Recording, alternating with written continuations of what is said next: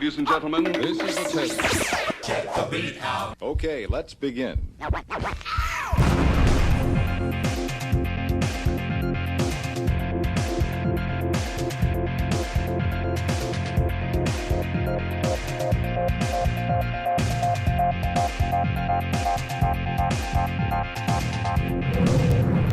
Alors, pourquoi c'est vrai avoir choisi le nom Made in France? Alors d'abord, il y a le mot mad. Alors mad, en anglais, ça veut dire fou. On a choisi ce mot-là exprès parce qu'on veut vivre notre jeunesse de façon folle et toujours lancer des défis qui vont toujours plus loin, des challenges. Et c'est comme ça qu'on avance et qu'on a envie d'avancer dans notre vie. Et puis d'un autre côté, on a France parce qu'on veut garder cette identité qui nous est propre, cet aspect francophone. Et même dans le choix de tous nos intervenants dans nos événements, on choisit des personnes qui sont francophones. Notamment, par exemple, pour vous donner un exemple, dans le milieu de la danse, on a trouvé un groupe de danse qui s'appelle Azaria, qui nous vient de Paris et qui sont très professionnels et qui envoient du très gros.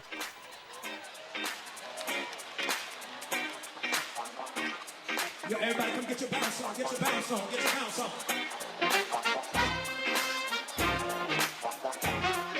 Don't be cute with it, you gotta get, come on. Fifth ward, fourth ward. Come on, sing it. When I close my eyes, I think of you and reminisce on all the things you do. I can't imagine my life without you. It's like paradise now. I know that it's real. It's a mystery. The songs you can tell just for me. Come on. What you did on Calvary makes me wanna love you more. Watch this. I never knew I could be so happy. Wait a minute, wait a minute. Oh, I wonder, can you feel it? I can feel the rain. I shower the blessings. Oh, falling Come on, on take it up me. now. One time, two times.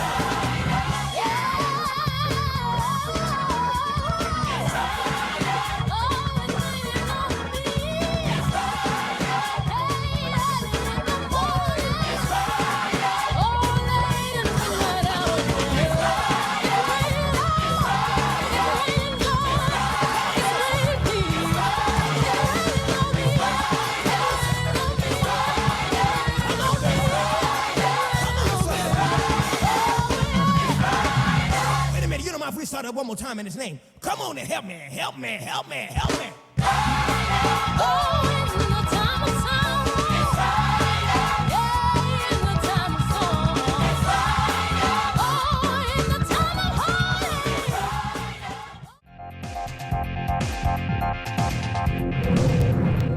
Alors en termes d'organisation, c'est vrai qu'un projet de cette ampleur demande beaucoup de préparation.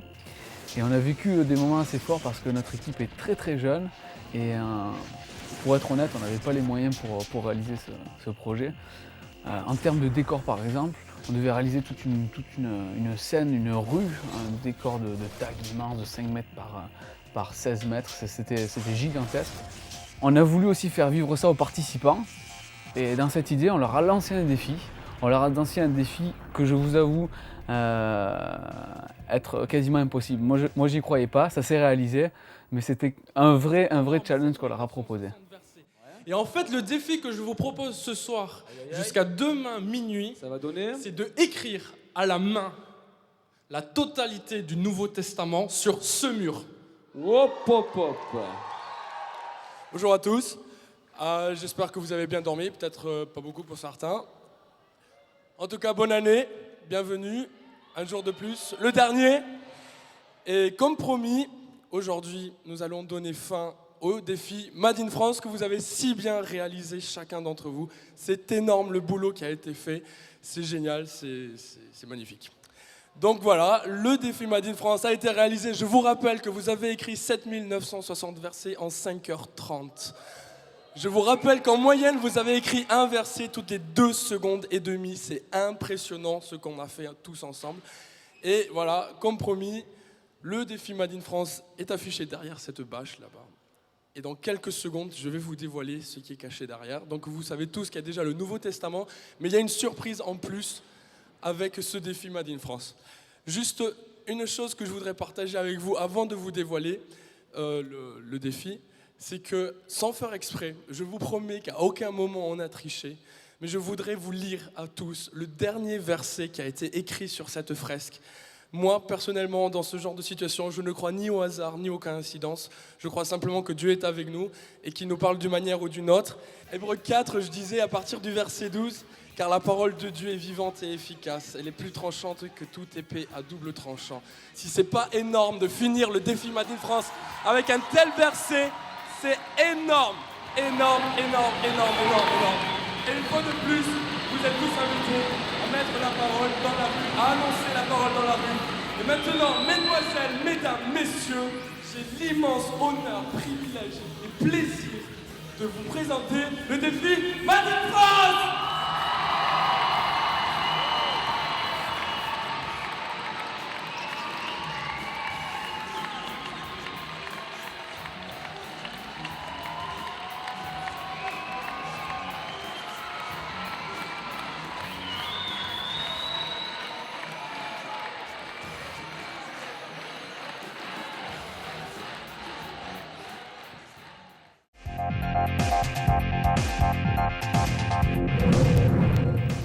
Alors on a vu l'évangile sur un mur, c'est bien, mais l'évangile dans le cœur, c'est encore mieux. C'est dans ce sens qu'on a choisi notre deuxième orateur, notre deuxième speaker qui s'appelle Daniel Mattioli. Mattioli, ça a une résonance un peu italienne, mais en même temps il a vécu en Suisse et maintenant il est pasteur en France, donc c'est un peu fouillis des nationalités, tout ça. Mais ce qui est important dans le choix de cet orateur, c'est que d'un côté, il a un très haut niveau de réflexion, il a fait des grandes écoles de théologie, et d'un autre côté, il lit les Schtroumpfs. Donc il est vraiment très accessible aux gens, il discute facilement et parle aussi de façon très directe. Et puis c'est un homme aussi qui a une relation directe avec la rue. C'est-à-dire qu'il a vécu des choses, il a des contacts avec les gens dans la rue, des clochards, il a vécu des expériences qui le ramènent à la rue, donc avec notre thème, la parole dans la rue. Ladies and gentlemen, Our Records presents. ladies and gentlemen, Our Records. ladies and gentlemen, Our Records presents. ladies and gentlemen. J'ai souvent cru pendant les premières années de ma conversion que Dieu était quelqu'un de rapidement assimilable à un homme, quelqu'un qui peut rapidement devenir mon copain, sur qui je peux mettre une tape sur l'épaule. Et puis finalement, avec ce processus de compréhension, Dieu il est réduit finalement à ce petit bébé qui est né il y a quelques jours, le 25 décembre.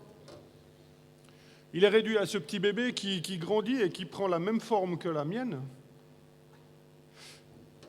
Et puis le jour où je fais sa connaissance, j'ai qu'à simplement lui mettre la main sur l'épaule pour lui dire « T'es mon copain, on va faire un petit bout de chemin ensemble, c'est sympa ». Moi, je crois que c'est comme ça que les hommes ont appris à mettre Dieu dans une boîte. Dieu, c'est plus que ça. Dieu, c'est celui qui a créé la grande ours. Dieu, c'est celui qui a formé, avant même que tu ne le connaisses, les cieux et la terre. Dieu est grand. Dieu est plus grand que mon copain, que mon ami. Amen. Dieu est grand. L'homme qui était dans la cabine téléphonique hier, il a dit quoi? Il a dit, si tu m'acceptes, tu seras libre. Tu connais la liberté, toi?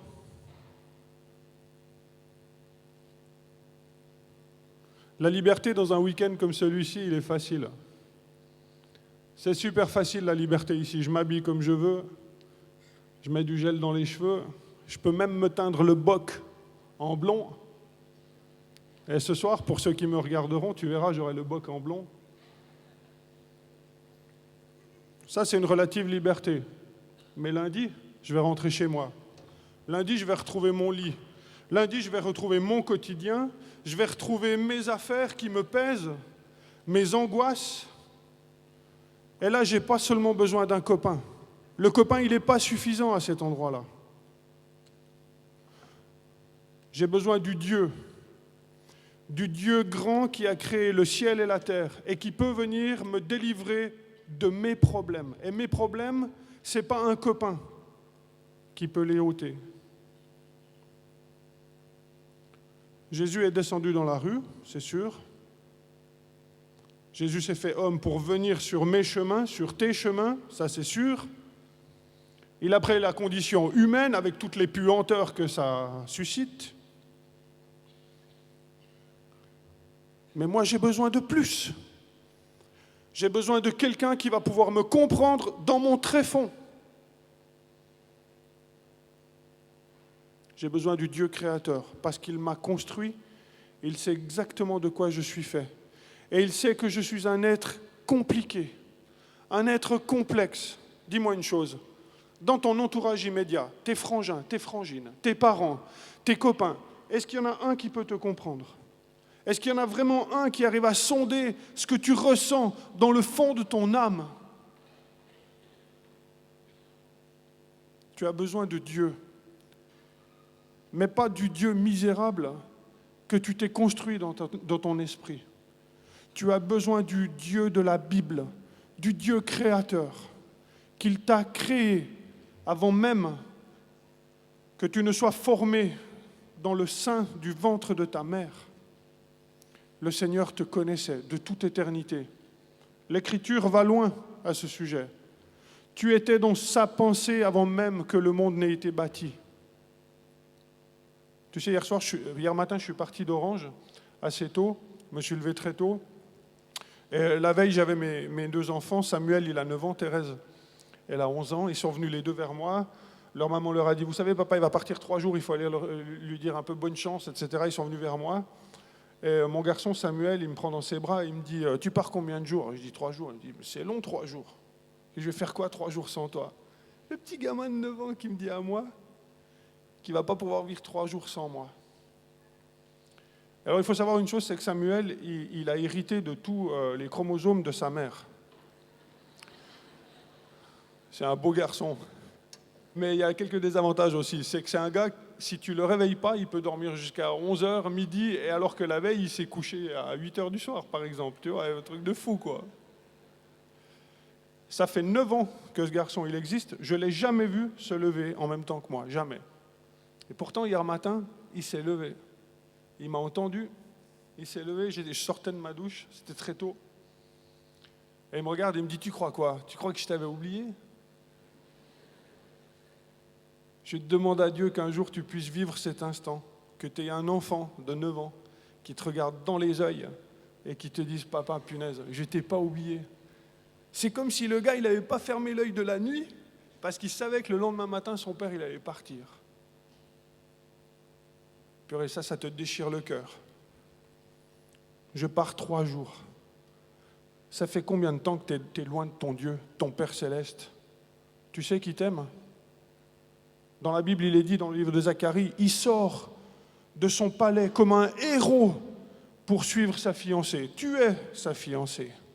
Ça fait combien de temps que tu es parti ?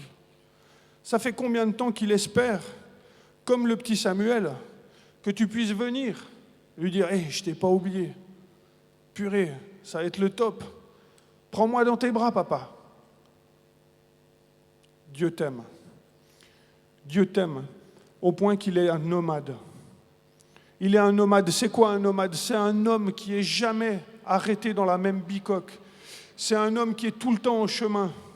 C'est le message de Noël, ça.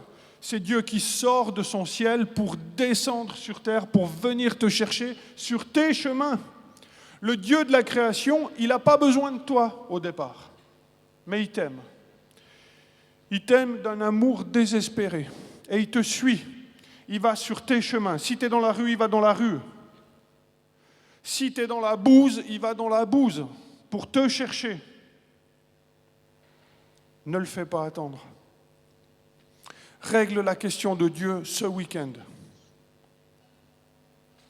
Moi, je regarde les étudiants que je côtoie, là, qui sont en fac. Ils n'ont pas d'instant pour eux, tellement les exigences académiques sont grandes. Et moi, je dois toujours reposer la même question. Tu fais de la philo à la fac ? Tu as les livres de Platon sur ton bureau ? Tu as les livres de qui encore ? Socrate ? C'est génial. Tu as les livres de qui encore ? Voltaire ? C'est génial. Mais combien de temps tu passes à lire le livre des livres? Combien de temps tu passes avec ton crayon, avec ton papier blanc, pour relever scrupuleusement ce qu'il est dit dans l'Écriture? Pas pour l'étudier comme étudie Voltaire, pour t'en faire pénétrer, pour qu'elle t'habite cette parole. Moi, ce que je crois, c'est que dans notre France, que j'aime, on nous demande tellement avec notre tête à l'école que pour Dieu, il ne nous reste plus notre tête. On n'a plus de place dans notre tête. Il ne nous reste que notre cœur. Alors, pour Dieu, le cœur, et on s'exalte avec nos émotions, c'est génial. Il en faut. Dieu nous a créés comme ça.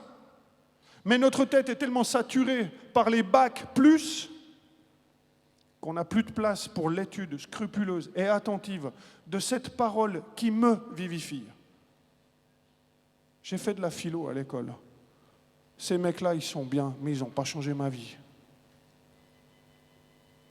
Le plus clair de mon temps, le plus clair de mon âme, je veux la donner à Dieu.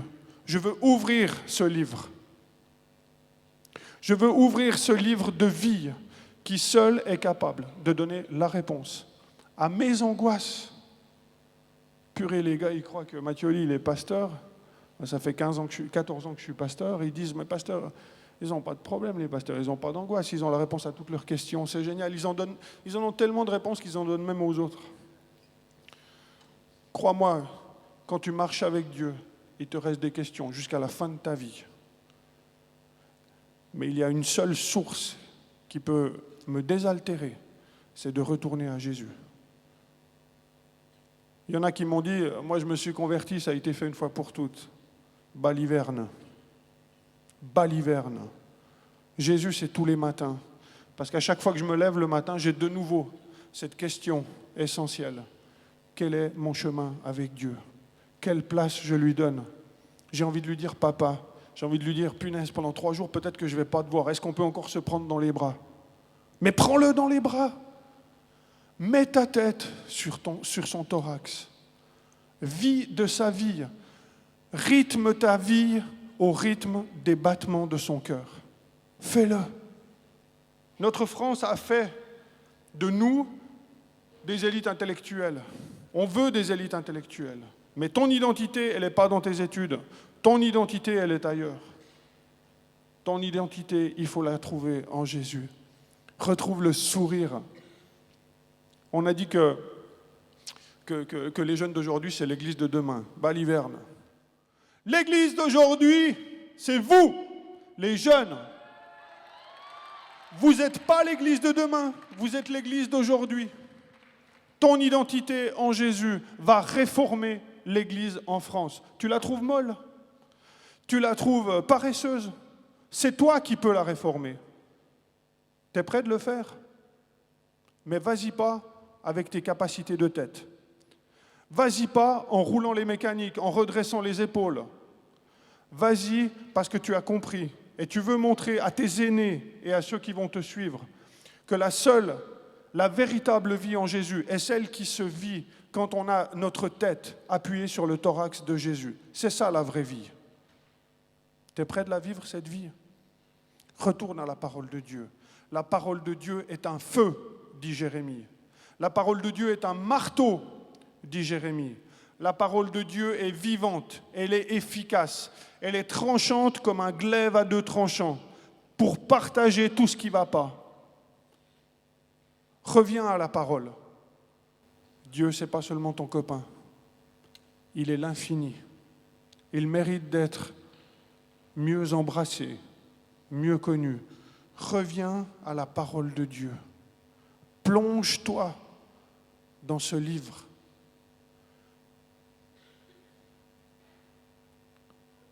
Toutes les réponses sont dans ce livre, elles ne sont pas ailleurs. Il me faut conclure. Il y a des gens qui viennent me voir dans mon bureau. En règle générale, c'est des adultes. Ils ont des difficultés dans leur vie. Ils viennent avec une montagne, une corbeille pleine de problèmes. Et ils croient qu'ils ont la solution chez le pasteur. Non mais regarde-moi, t'as vraiment l'impression que j'ai des solutions pour toi? Attends, ça fait rire. J'ai même pas des solutions pour moi. Comment je peux avoir des solutions pour toi?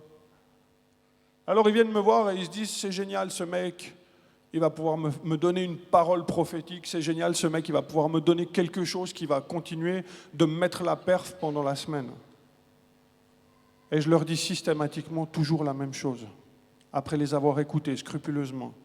Je leur dis, revenez me voir dans 48 heures et lisez, s'il vous plaît, l'Épître aux Éphésiens, l'Épître aux Colossiens, l'Épître aux Thessaloniciens, et après on se reverra. Il y en a combien qui reviennent? Ils sont venus chercher une solution, une réponse divine. Le pasteur qui, après avoir écouté pendant 2 heures, il peut donner une réponse comme ça. Mais il ne faut pas les donner, les réponses. Parce que ce n'est pas nous qui les avons, les réponses. Les réponses sont dans l'Écriture. Et quand tu renvoies le chrétien à l'Écriture pour lui dire « Va chercher chez Dieu les réponses qui te concernent », elles sont dans la Bible, les réponses. Les humains sont fatigués. Ils ne l'ouvrent pas, ce livre. Va voir tous les pasteurs de la planète. Fais-moi confiance, il y a des pasteurs dans cette salle, j'en ai compté une dizaine, qui sont très compétents. Va les voir. Ils sont tous décevants. Ils sont tous décevants. Il y en a un qui ne te décevra pas, c'est ton Dieu. Va pas fatiguer les pasteurs le reste de ta vie chrétienne à essayer d'avoir un rendez-vous pour leur demander des solutions à tes problèmes. Ils n'en ont pas. Les solutions à tes problèmes, à tes angoisses, elles sont en Jésus. Le jour où tu mettras ta tête sur son thorax, que tu entendras le cœur de Dieu, tu auras les réponses à tes questions. Vous les filles, vos angoisses, elles vont partir. Vous les garçons, vos angoisses, elles vont partir. Parce que tant que tu entends dans ton oreille le cœur de Dieu, tu es en paix. Les problèmes ne vont pas partir. C'est ta paix qui va augmenter. Et ça, c'est génial.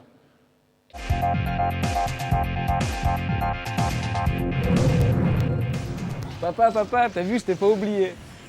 Là, ce petit enfant dont Daniel parlait, son fils qui vient le voir à la salle de bain, je trouve ça beau, c'est mignon. Mais en même temps, ça m'interpelle. Pourquoi? Parce que je me dis, mais je suis pareil. J'ai la liberté de me lever ou de ne pas me lever le matin, de montrer mon amour ou pas à mon père et aux gens qui m'entourent. Et finalement, c'est énorme la responsabilité qu'on a dans nos actes, dans nos paroles. Ça a des conséquences qui sont importantes aussi. Et finalement, d'avoir la foi, de croire ou quoi, ça a bien des conséquences. Mais en même temps, ça casse un peu ces stéréotypes qu'on peut avoir quelquefois. On a des clichés, tu as la foi, alors tu fais pas ci, tu fais pas ça, tu vis comme ci, tu vis comme ça. Et je suis pas si certain que ça marche comme ça.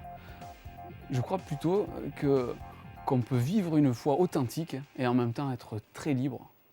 Pourquoi pas être chrétien et aussi danser. 13, 12, 11, 10, 9, 8, 7, 6, 5, 4, 3, 2, 1.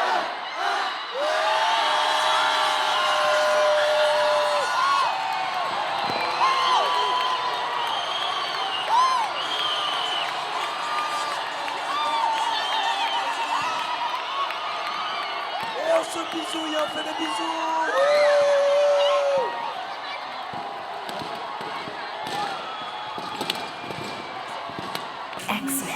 And if you're a professional DJ calling from outside the United States, you can reach us by dialing 1-978-649-2525. Or check us out on the World Wide Web at xmix.com.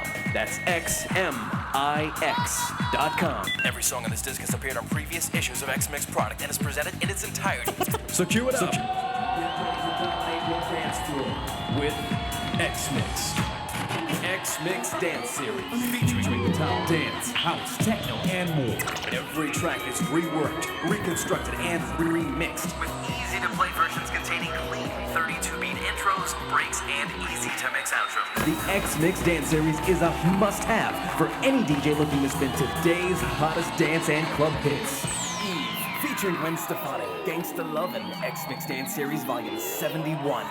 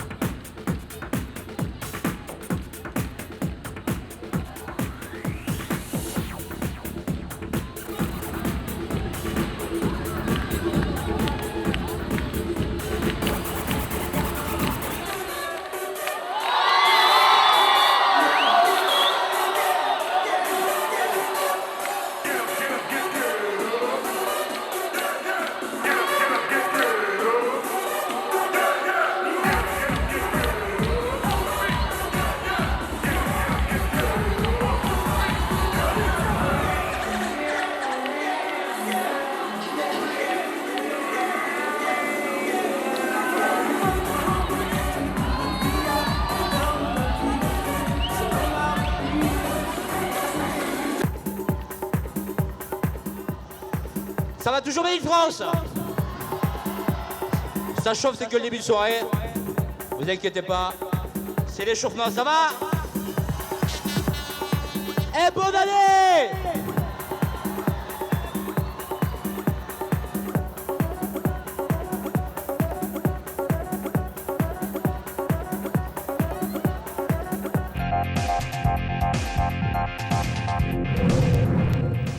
Paparanda, baranda. Oh, pardon, excusez-moi. Alors, avec tous ces jeunes, on a pu faire la fête au jour de l'an avec un DJ, il y avait de la grosse musique, on s'est vraiment régalé. Et pourtant, je peux vous assurer que la seule fumée qu'il y avait à Made in France, c'était la fumée qui est sortie de la caravane du DJ. Ça, je peux en être sûr. Comme quoi, c'est possible.